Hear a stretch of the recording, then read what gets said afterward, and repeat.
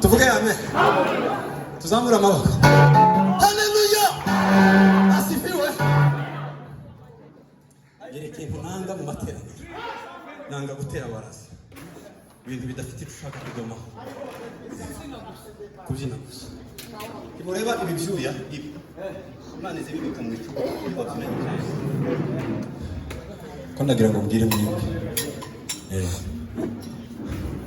Nubona ko urarusha abandi ibyuya, uzagira ibyuya bifite intego, numara Imana ibikubikire mu icupa, umunsi umwe uzagera ahakomeye.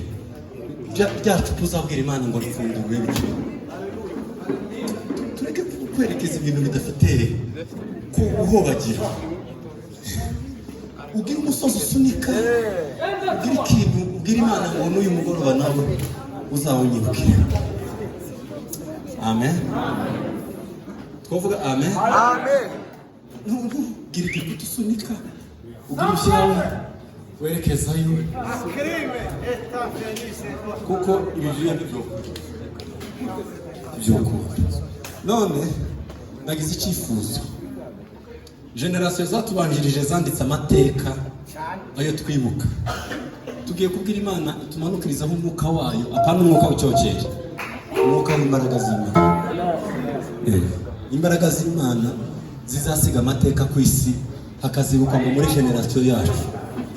Jewe imbaraga nyinshi nkoresha ziva mu kubwira Imana ngo isanduku y'isezerano ntizagende mu gihe in my generation, mu gihe cy'ikinyejana canje.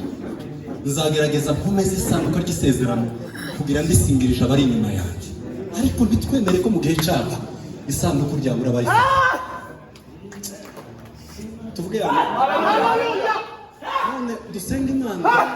Abakobwa bari hano n'abahungu twuzuye imbaraga z'umwuka zitari zituyane, imbaraga z'umwuka zirema zisiga amateka, imbaraga tureke guhobagira. Imana ibahumukira.